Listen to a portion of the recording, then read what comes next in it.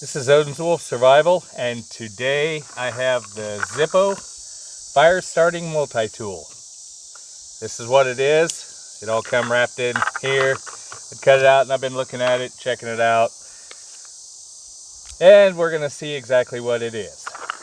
Alright, starts out one tool to rule the fire. We'll see. It has a tender grater, which is here, and then a spark wheel. There we go. Spark wheel.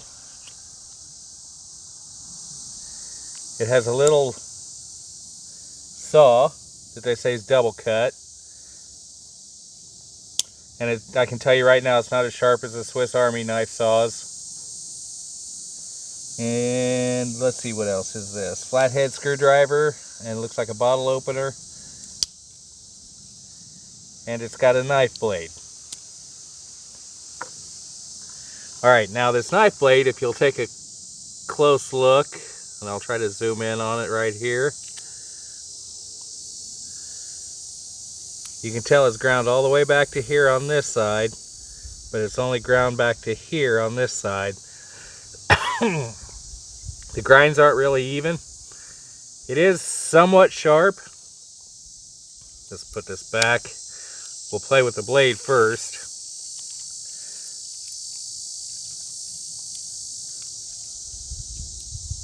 It's kind of awkward feeling. It's just a big square boxy thing. And it is somewhat sharp. I'm not sure what the steel is. It doesn't say, and I haven't been able to run across it. It does cut. This is red cedar, so it's not like hard like Osage. Let's knock some of this mess off of here. And there we go. Let's see, I don't have a piece of Osage handy, but I'm guessing, yeah, it's taken the edge.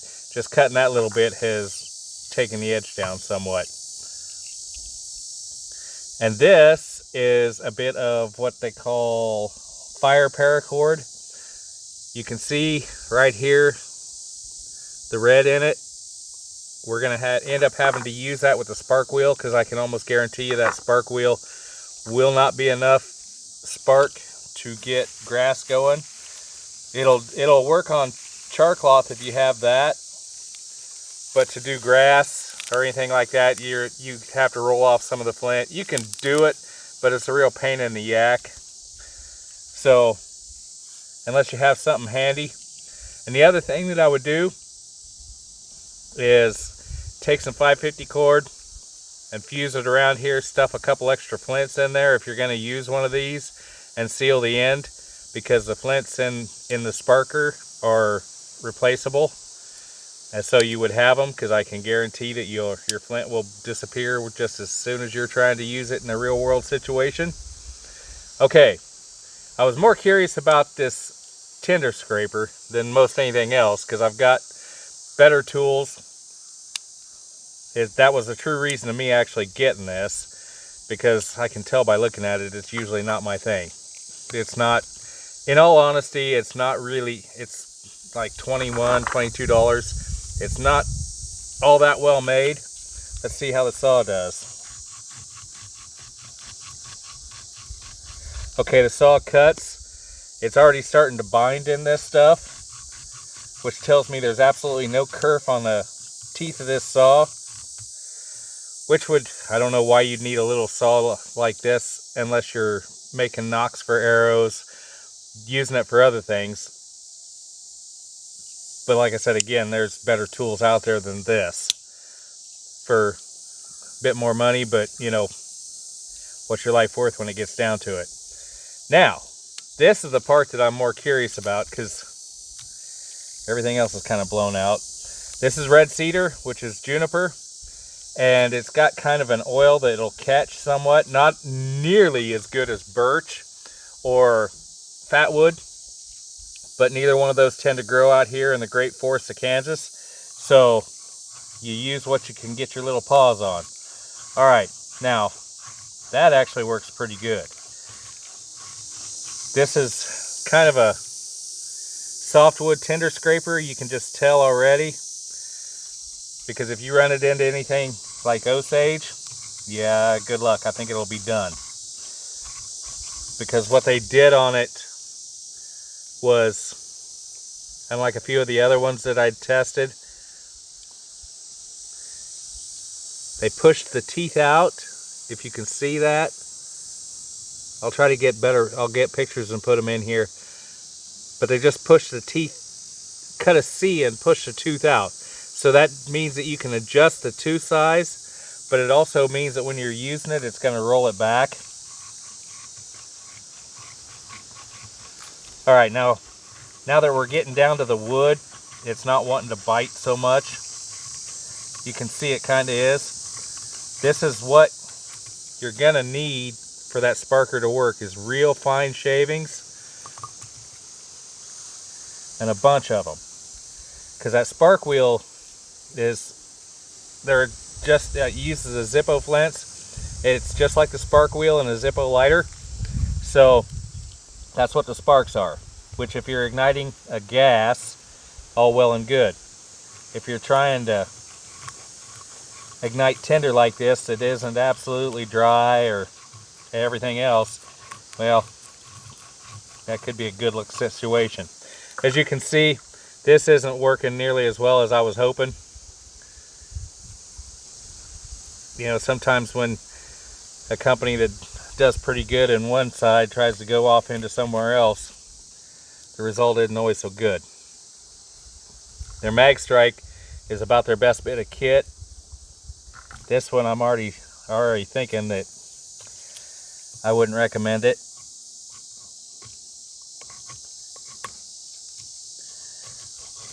Works good. It works all right on bark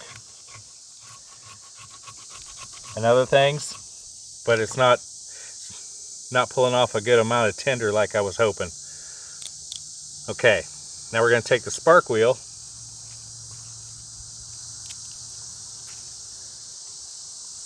and see if I can get the tinder ball going without having to resort to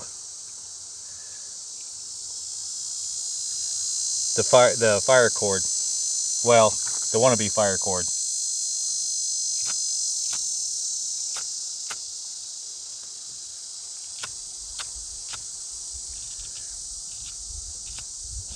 Let's roll some. We'll roll some material down in there. This is a trick you can use on napkin paper and different stuff. Turn the wheel real slow and you'll pull off the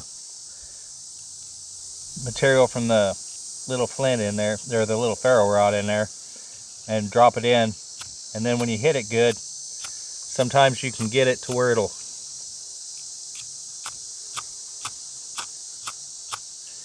Yeah, that's pretty much negative on that. Kind of about what I thought. All right. Now what we're going to do, there you go, got a little finger. We're going to take this off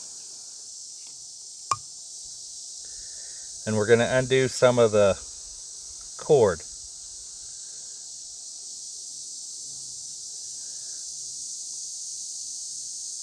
Let's just see how much they got in here, which my suspicion is not a lot.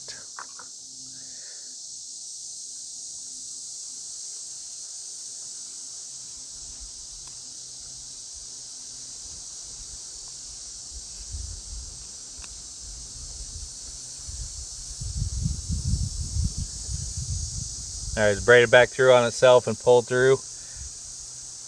Looks like about a foot. So what we want is this red bit out of here. And I don't think I need to pull all the rest of that out. Which, that much 550 cord, you might be able to spin it down a little further and flight out some arrows or something like that, but a foot of 550 cord is really kind of useless in a lot of cases. All right, here's the inner waxed cotton bit. You want to flare it up a little bit.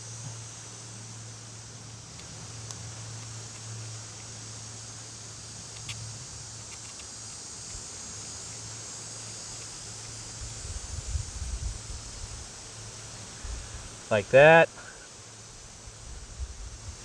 Get it in your tinder. Have your bigger ball of tinder. Oh.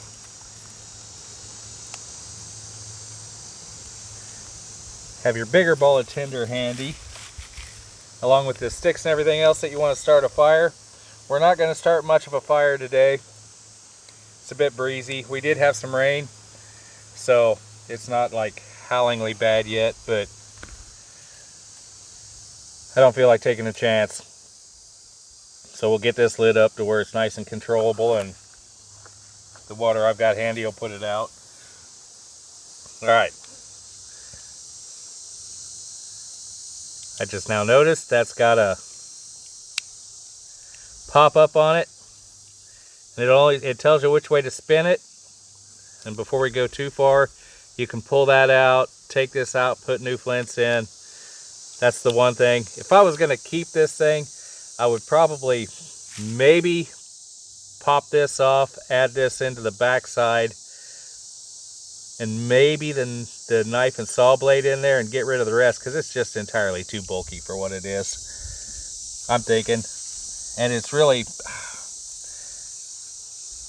like I said, for a bit more money you can go down and get a little better gear, because there it is. There, the fire cord will light it up, but I don't know if I was any sort of serious about doing anything like this, to where this is a feel good for 20 bucks. But if I know I was going somewhere where my life might be at risk, I'm not taking this. That's just how it is. I mean, if this is all I had, I would use it.